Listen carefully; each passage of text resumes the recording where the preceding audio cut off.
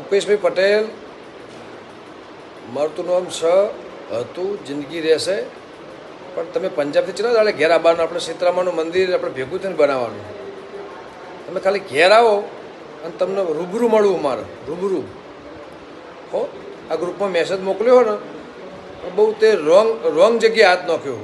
તમને ના ખબર હોય ને તો કહી દઉં, બાકી એકું સમજી લેજે કે હું મારું ગોમ મારું હ, સહન શક્તિ લિમિટ વસ્તુ બરાબર. બાકી તે મારા સોમાન ઉપર, દીપોમાના મંદિર ઉપર અને માતાજીના મારા આખા પરિવાર ઉપર તે આ વસ્તુ જે લખી છે ને એનું પરિણામ તારે ભોગવવું પડશે. ભોગવવા ખુલ્લી ચેલેન્જ કહું, કારણ પરિણામ રૂબરૂ મળજે, રૂબરૂ ભેગો થજે.